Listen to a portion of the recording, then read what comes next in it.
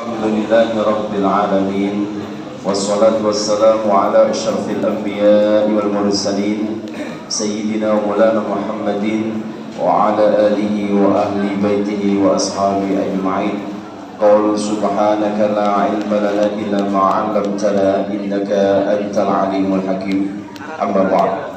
Hadratul muhtaramin, para alim, para ulama, segenap jajaran Bapak Ibu Dewan Guru SMA Maryam yang amat kami hormati, dan semua siswa-siswi SMA Maryam yang luar biasa, yang kami banggakan dan kami cintai, yang saat ini dalam kondisi sehat walafiat. Amin ya rabbal alamin. Alhamdulillah, pagi yang cerah ini moga-moga selalu mendapatkan ridhonya Allah Subhanahu wa taala, dan moga-moga kita selalu mendapatkan keberkahan dari Allah Subhanahu wa taala, sehingga hidup kita semakin sehat fisik, psikis, sejahtera, zahir batin, bahagia, selamat dunia sampai akhirat. Amin ya rabbal alamin. Mari kita awali ngaji kitab Safinatun Najah kali ini dengan berdoa bersama-sama, doa thalabul ilmi. Moga-moga ilmu yang kita pelajari saat ini, kemarin, dan yang akan datang menjadi ilmu yang bermanfaat,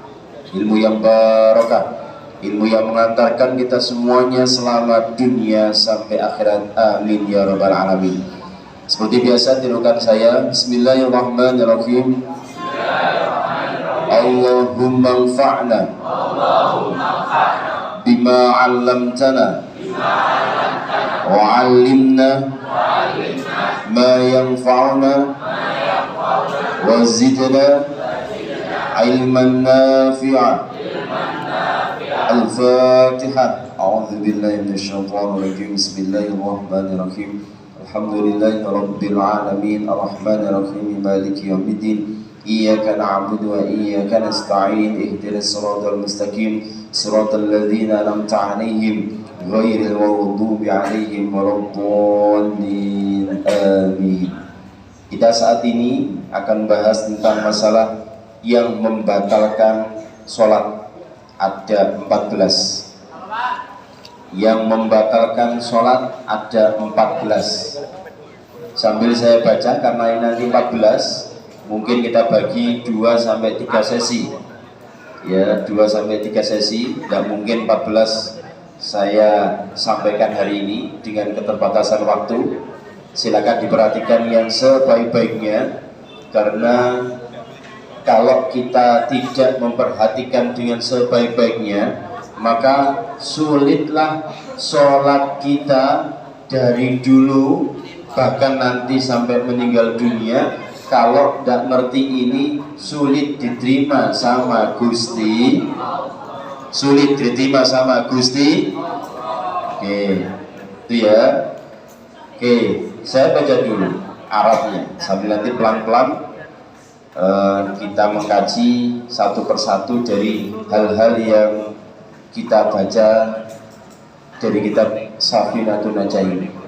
Bismillahirrahmanirrahim. Qala al-musannifu wa nafa'ana bi ulumihi fid dharaini amin. Faslun, utawi iki ku fasal, tabtulus sholatu, batalaken, tabtulu batalaken opo as-sholatu, sholat. Faslun utawi iki ku fasal, tabtulu kang batalaken opo as-sholatu, sholat, yang membatalkan sholat, bi arba'a asyarata, bi arba'a asyarata, sebab 14. Bi arba'ata kelawan papat, asyarata 10, berarti 14. Khoslatan, apane tingkai utawa perkoroni. Pertama, bil hadasi, sebab hadas. Nah, pertama ini adalah terkait yang membatalkan sholat. Satu dulu, nanti sambil saya terangkan supaya tidak pegel nulisnya. Pertama ini terkait dengan hadas dalam kita sholat. Itu kenapa membatalkan sholat? Ya karena memang dia berhadas. Hadas ini memang ada hadas besar dan ada hadas kecil. Beda kalau kadas. Kalau kadas itu gatel. Itu nanti ada kadas, ada kades. Ini kades itu kepala. Bisa. Ini hadas pakai hak. Nah, hadas ini ada hadas besar dan hadas kecil. Jika dalam sholat kok bawa hadas besar ataupun hadas kecil, maka sholatnya jadi batal. Allahumma sholli ala sayyidina Muhammad. Nah, dalam hadas besar dan hadas kecil ini, contoh kalau hadas kecil, nanti kalau emang perlu ditulis silakan. Contohnya orang itu setelah kencing, yang biasanya mohon maaf kena celananya, kalau yang perempuan kena roknya, terus digunakan sholat, maka sholatnya jadi batal. Maka hati-hati kalau kencing. Ini berkali-kali saya sampaikan, hati-hati kalau kencing, khususnya yang laki-laki pakai celana. Mohon maaf, jangan sampai pakai celana yang celananya terlalu ngapret, terlalu ketat, akhirnya tidak bisa ditarik ke atas. Kecuali kalau memang pakai celana yang ketat, kemudian ketika masuk di kamar mandi, terus kemudian dicopot semuanya, bagus. Tapi kan ke suwen, seringkali hanya itunya saja yang dikeluarkan, ya kan? Itu angin terang nih. Hanya itunya dikeluarkan, terus kemudian mohon maaf, kalau itu sampai nyiprat di terpecik ya di celananya, maka celananya jadi najis. Tapi nanti bahasa najis.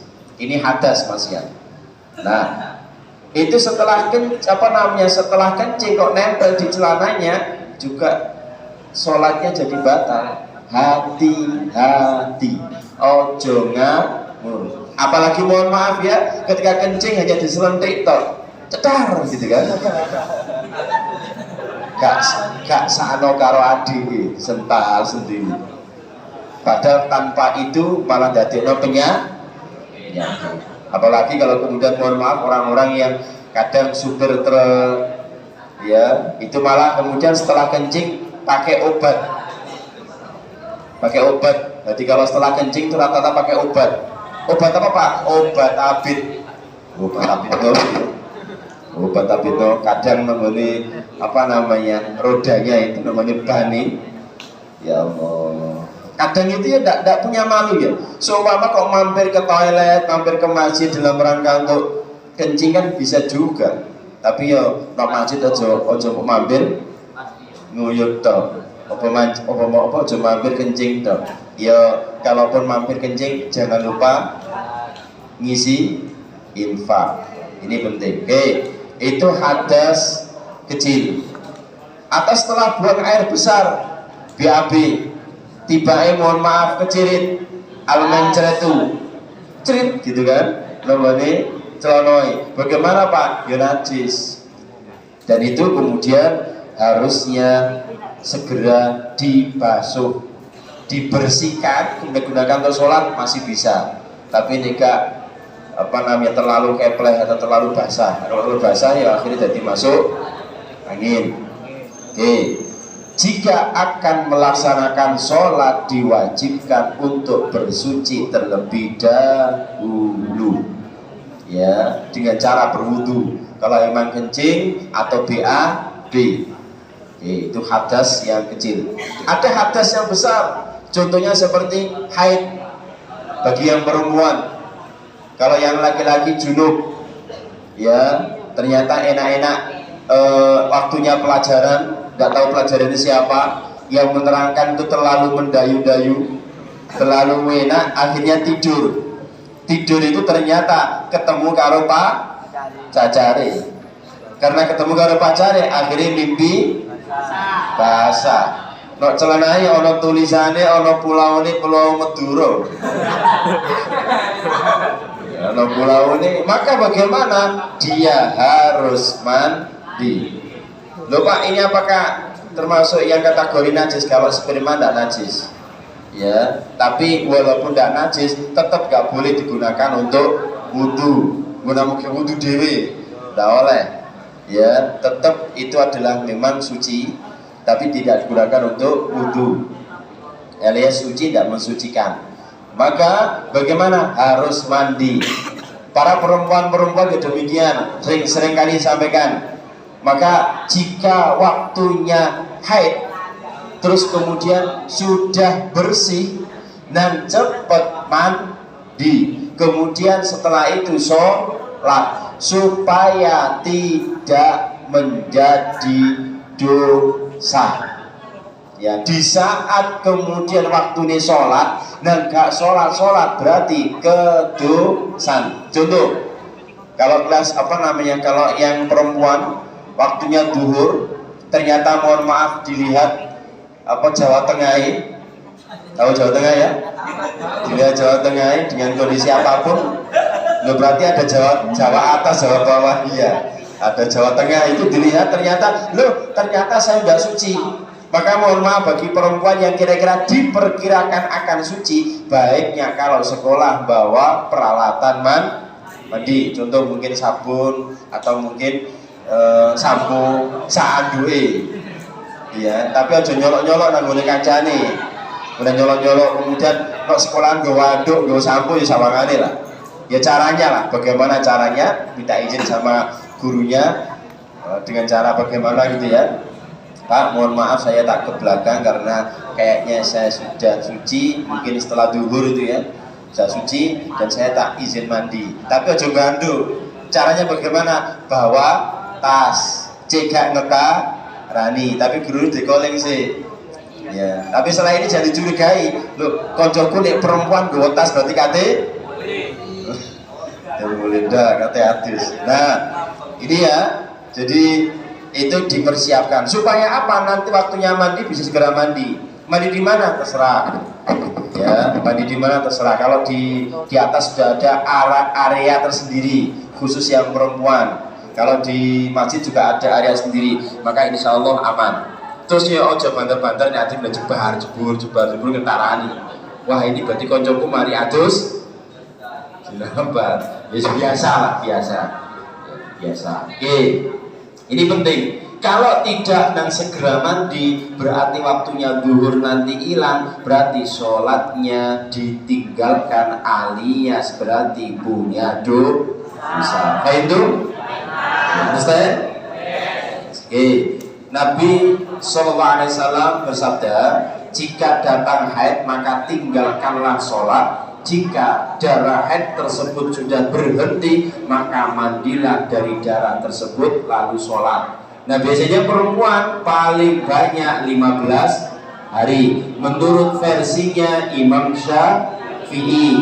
Kalau Imam Hanafi 10 hari. Kenapa kok beda Pak Imam Hanafi dan Imam Syafi'i? Ya memang ada beberapa pernyataan dan alasan. Imam Syafi'i memang menjumpai maksimal di daerah Irak waktu itu mengetahui ada 15 hari dilakukan oleh perempuan itu ternyata haidnya masih mengalir. Nah Imam Hanafi juga menjumpai 10 hari. Di samping itu supaya perempuan gak kakean prei. Ini kakean prei berarti kan 30 hari. 30 hari itu dikurangi 15 berarti tinggal 15 hari. Maka Imam Hanafi tidaklah kira-kira 10 hari sudah cukup, dan kayaknya cukup 10 hari itu sudah aman. Maka supaya ibadai 20 hari. Paham? Bagi yang mengikuti Imam Hanafi berarti 10 hari paling lama. Ya Imam Syafi'i 15 hari. Hal seperti ini supaya difahami. Setelah 10 hari Imam Hanafi atau setelah 15 hari Imam Syafi'i berarti darah istihadah alias darah penyakit harusnya diperiksa. Ojo kemudian wah gue naik gak sholat cocok ya. Apalagi mohon maaf nanti ketika sudah punya suami kemudian ngomong aja, Mas, pulang Mas, aku cek haid kok 30 dino, baiki. Laki-laki harus curiga, maka penting ngerti seperti ini, cek gak dibujuki sih. Nah itu, tadi kira-kira dia itu ya. Ini kok nggak mau dikumpuli seumpama nanti sudah suami istri. Nah, ditanya berapa hari dia sampai haidnya. Kalau nggak seperti itu nanti akan dibujui. Oke, baik itu. Yang kedua, saya baca dulu Arabnya. Wa bi wuqu'in najasati lan sebabe ketibanan najis. Ilam talqa lamun ora diuncalaken apa najis halan saknalika min ghairi hamlin saking ora gawa. Yang kedua adalah terkena najis. Ya, terkena najis. Kalau tadi ada hadas besar atau kecil, sekarang terkena najis. Maksudnya bagaimana, Pak? Dalam artian salah satu yang membatalkan sholat adalah terkena najis. Najis merupakan zat yang menyebabkan seseorang tidak dalam keadaan suci. Maka orang seperti ini ketika mendapati najisnya, maka harusnya disucikan, ya, dan harus menjauhi najis-najis itu. Najisnya apa aja? Contoh, di sini ada contoh seperti kencing, ya, tadi kita bahas sudah. Bahkan sampai kencing itu menyebabkan nanti bahaya di alam barzakh. Maka harus akarepe dhewe kalau kencing.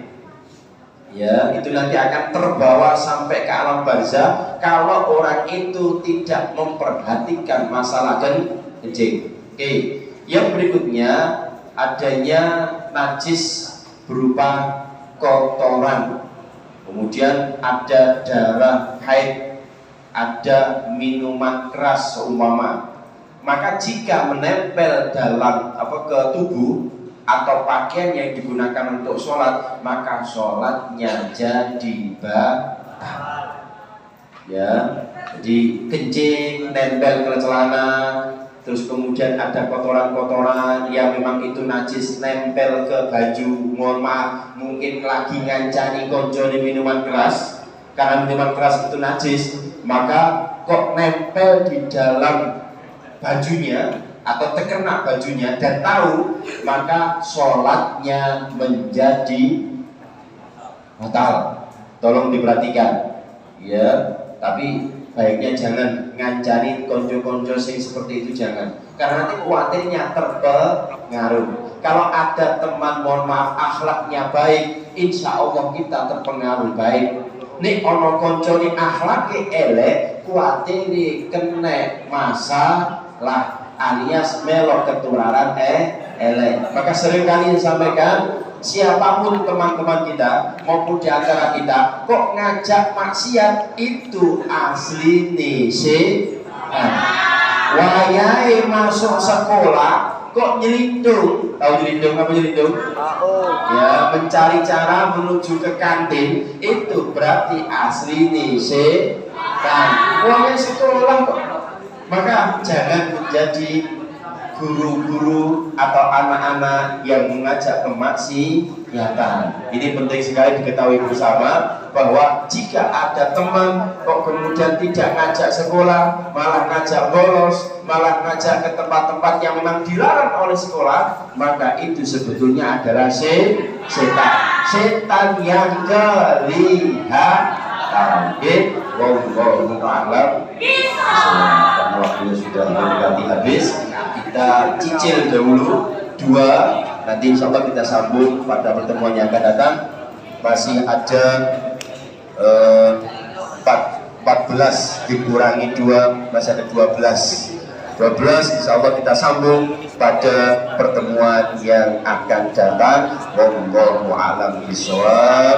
Mari kita baca bersama-sama doa kafaratul majelis. Moga-moga dosa-dosa kita diampuni oleh Allah Subhanahu wa ta'ala. Amin ya rabbal alamin. Subhanakallahumma wa bihamdika asyhadu an la ilaha illa anta astaghfiruka wa atubu ilaik. Wal afu minkum. Assalamualaikum warahmatullahi wabarakatuh.